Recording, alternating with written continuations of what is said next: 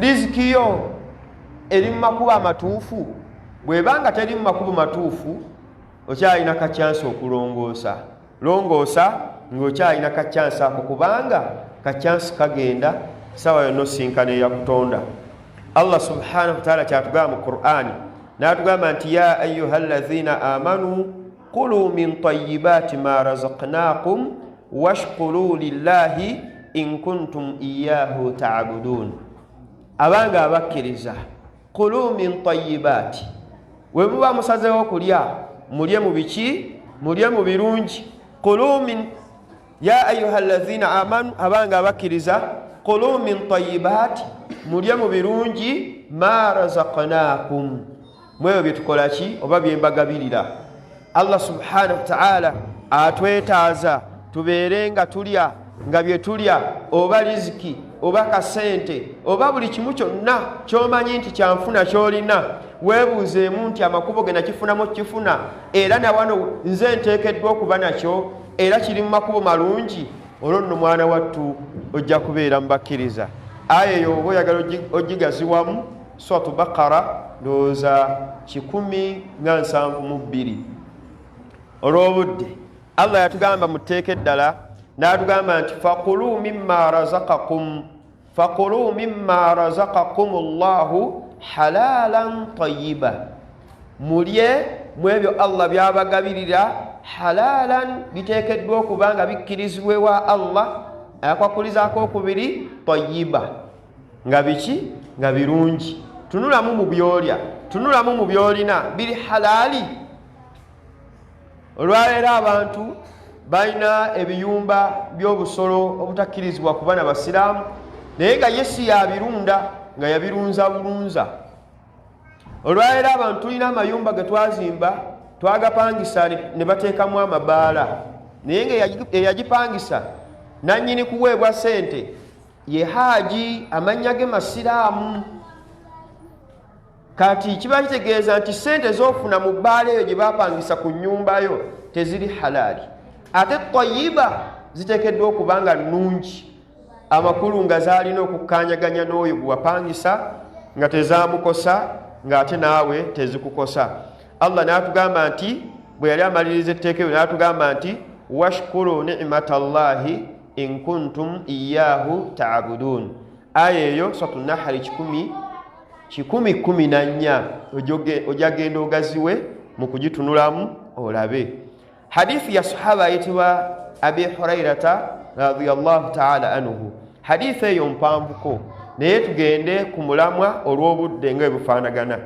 Agamba nti thumma dhakara ar-rajula yatwiru safara. Nabbi sallallahu alayhi wasallam alina ebigambo bingi byajja agamba basahaba abaali mu lukuŋŋaana olwo olwaliwo ku olwo. Naye oluvannyuma sahaba ayitibwa Abi Hurayra atugamba nti oluvannyuma Nabbi yayogera ku musajja oba yayogera ku muntu yenna. Omusajja oyo nga yali mutambuze ng'atambudde safaari nga mpanvuko. Nabbi n'ayogera ebitendo by'omusajja oyo ebyamuliko n'agamba nti ash'atha akbar, omuddu oyo enviiri ze zaali zisunsumadde obanga zirimu enfuufu obanga zirabikira ddala nti omuntu mutambuze, ng'olwaleero banaakuvugira ku ppiki n'ogenda ku makubo agataliiko koolansi eyo munda eyo mu byalo, oteekeddwa okuvaayo ng'oliko akafuufu ku nviiri akalaga nti ova wala.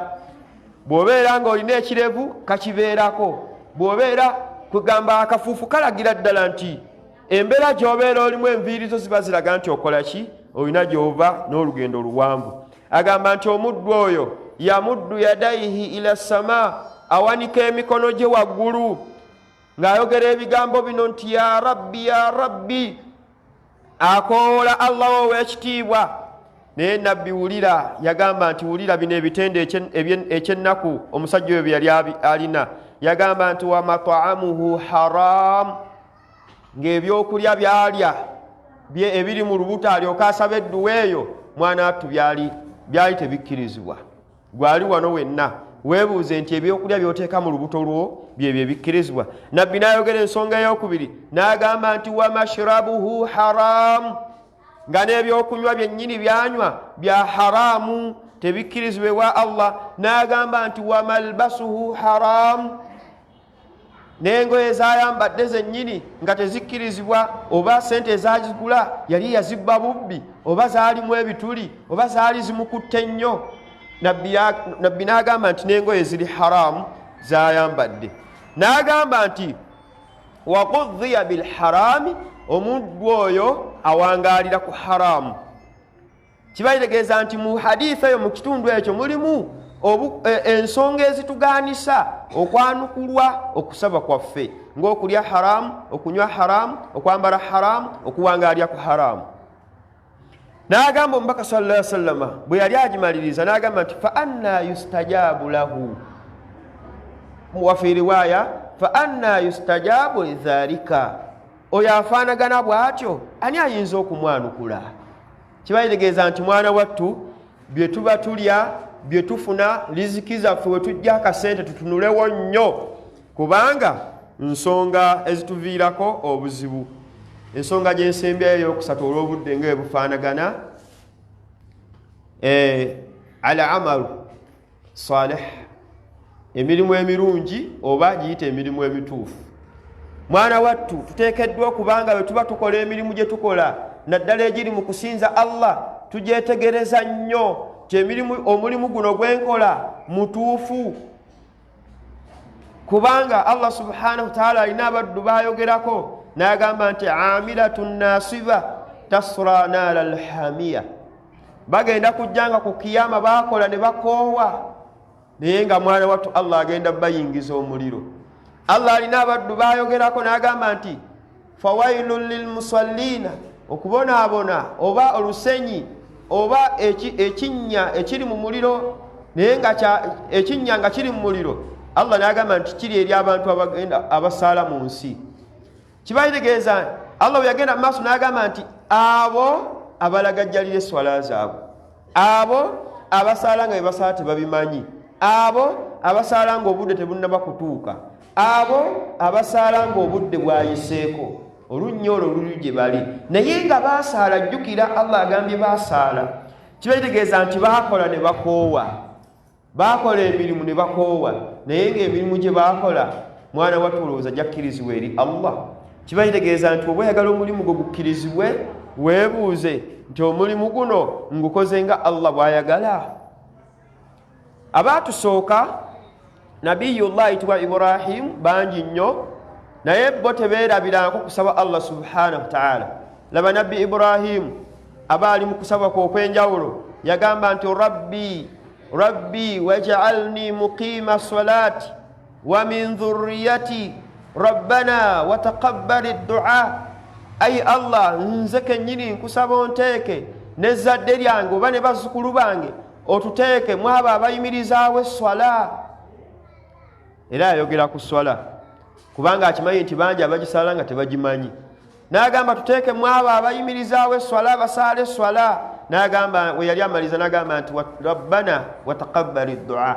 Ay Allah, kkiriza okukola ki? Okusaba kwaffe. Kibayitegeeza nti tulina emirimu gye tukola mingi nga Allah tagikkiriza. Amilatun nasiba, wegendeeze emirimu mwana wattu gy'okola. Emirimu abamanyi baffe baba batugamba ku bumu ku bukwakkuliza obukkiriza omulimu gw'obeera okoze bungi, katulabeko buno bubiri insha Allah. Akasooka ku bukwakkuliza obukkiriza omulimu omwana Adamu gwakoze, oteekeddwa ogukola ikhlas lillah, oteekeddwa ogukola ng'ogukola ku lwani? Ku lwa Allah subhanahu wa ta'ala. Omulimu gwonna gw'onookola nga togukoze ku lwa Allah, ng'ogukoze abantu bakulabe, seeka akutegeere, bakunyumyeko, bakwogereko, olabikire mu kamera, mu mpapula z'amawulire obeeremu, bakube takbiira ez'amaanyi olw'okuba olina ky'okoze ky'owaddeyo mu muzikiti. Omulimu ogwo Allah subhanahu wa ta'ala tagenda gukkiriza, ate mwana wattu ogenda kuba omenyekedde bwereere. Ekyokubiri almutabaa, kumu kukakkuliza obutuusa omulimu ne guba mutuufu, oteekeddwa ogukola ng'ogoberera ow'ekitiibwa Muhammadi sallallahu alayhi wasallam. Nabbi yatugamba mu makulu ga hadithi ti oyo yenna alyetantala n'akola omulimu gwali baakoze nga ye alaba nga gwa ddiini naye nga teguliiko ndagiriro yange, fahuwa raddu, omulimu ogugenda muddizibwa. Weetegereza emirimu gy'okola. Allah subhanahu wa ta'ala n'atugamba nti man amila saliha falnafsihi oyo yenna n'akola omulimu nga mulungi amakulu nga mutuufu gugenda kugasa ye kiba kitegeeza nti akola emirimu nga si mituufu gigenda obuzibu bugenda kudda gyali Allah n'atugamba muteeka eddala nti faman kaana yarju liqaa rabbihi falyamal amalan salih oyo yenna alina essuubi ery'okusinkana Allah ery'okudda eri Allah akole emirimu emituufu emirimu gy'okola fuba okulaba nti mituufu tusembyeyo hadisi olw'obudde omusajja antudde kumpi wano hadisi eba ku sahaba ayitibwa abi dharri al-ghifari radiyallahu ta'ala anhu qala atugamba sahaba oyo ani nabiyyi sallallahu alaihi wasallama nga naye ebigambo bino yabijja ku nabbi ate nga ne nabbi sallallahu alaihi wasallam ebigambo bino abijja mu hadisi eziyitibwa hadithul qudusi abamanyi abali wano baba walimu bamanyi ekiyitibwa hadithul qudusi kiba kitegeeza nti bigambo ebyayogerwa Allah ne tubifuna okusinziira mu njatula y'omubaka Muhammadi sallallahu alaihi wasallam kati atugamba hadisi eyo atugamba hadisi mpanvuko naye katujjemu ekitundu kino kitonotono atugamba nti ya ibadi innama hiya a'malukum Allah atugamba nti abange mmwe abaddu bange innama hiya a'malukum gino emirimu gye mukola gyammwe eswala gy'osaala yiyo okusiiba kuwasiiba kukwo bw'owaayo 10 kikyo kati bikyusa obizze ne ku mirimu emibi obubbi bwobba bubwo bw'okola obutambuze bubwo bw'olimba empeera ejja kuba yiyo bw'ogeya empeera ejja kuba yiyo bw'okola embeera yonna gy'okola nga mbi bibyo kati bizze eno ku mirimu emituufu ku mirimu emirungi eswala yiyo okusiiba kukwo ali wano nga yakedde n'osoma ku Qur'ani empeera ze wafunye zizo kati Allah atugamba nti innama hiya a'malukum gino mirimu gyammwe uhsiha lakum Allah subhanahu wa ta'ala akolaki agibakuumira bukuumizi naye bwe muliba muzze gyali mugenda kubanga mulaba okusasulwa kw'emirimu egyo naye Allah wuli ekigambo kyeyayogera mu hadisi eno ekisinga okunakuwaza yagamba nti faman wajada khayran falyahmidillah oyo naalisinkana emirimu gye yakola nga mwalimu omutuufu Allah gwe yakkiriza falyahmidillah yebazangani yebazanga Allah subhanahu wa ta'ala n'atugamba nti waman wajada ghayra dhalik naye alisinkana ekitali ekyo amakulu nga si mituufu nga tegwasikkirizibwe wa Allah omulimu ogwo yakola fala yarumanna tewabangawo gwakola ki tewabangawo gwanenya illa nafsahu anenyanga ki yenenyanga yennyini nga yenenya ki nti sengana obulamu bwe namala mu nsi nabutwala mu daruso ezaali ez'enjawulo n'enjiga n'ensaala eswala entuufu n'ensoma Qur'ani entuufu senga obudde obwo nabukozesa naye nga mwana wattu tekikyasoboka ya laitani kaddamtu lhayati duniya nga zinsanze saakozesa bulungi bulamu bwange bwe nali nnina obw'oku nsi ebigambo ebyo bifundikire mu dduwa eno egamba nti allahumma inni as'aluka ilman nafi'a ay Allah nkusaba ompa okumanya okwaki okw'omugaso abamanyi bangi naye bo bennyini okumanya okwo tekubagasizza ne famire zaabwe ne bazadde baabwe ekyokubiri omugambe nti wa rizqan tayyiba nkusaba ompa ebyenfuna ebirungi olwaleero buli omu amanyi wajja ebyenfuna bye waliwo abateega ku makubo abavuga piki waliwo abali mu mabanka mu marooni mu riba byensanze basomesaako wano buli omu omanyi wojja kaliziki kati saba Allah akuwe wojja kaliziki nga walungi n'omugamba nti wa amalan mutakabbara ay Allah nkusaba ompe okukola emirimu egikkirizibwa gy'oli kubanga kiribeera kyannaku okutuuka ewa Allah ng'akugamba nti wakola n'ebyali bifu ng'ebyali bitta emirimu ebyo wabireka ku nsi wakola bakulabe wakola nga togoberera mubaka emirimu mingi etukola nga mirungi naye nga ekigyonoona butagoberera mubaka nas'alu Allah tabaraka wa ta'ala an yaj'alna min alladhina yastami'una alqawla wa yattabi'una ahsanahu saba Allah subhanahu wa ta'ala teke mbaddu babawuliriza ebigambo bye ne bajjamu ebirungi ne babigoberera byowulidde ntuusiza gy'oli nga bituufu famina Allah bivudde wa Allah kyowulidde nga si kituufu famina shaitan ekivudde waani wa sitaani ayina ekibuuzo kyonna ojja kibuuza Seeka Abubakari, nze saanukula bibuuzo, nsomesa busomesa, fitina n'enjimulekera. Amanya gange nze Haruna Kyeyune, nina n'erya Kaaba. Mpangalireyo katosi ku mwalo naye nga siri muvubi. Ndi mutembeeyi wa ddiini ya Allah eno subhanahu wa ta'ala. Assalamu alaikum wa rahmatullahi wa barakatuh. Sema mtembeeyi tweyanziza. Isu. Barakallahu fika wa jazakallahu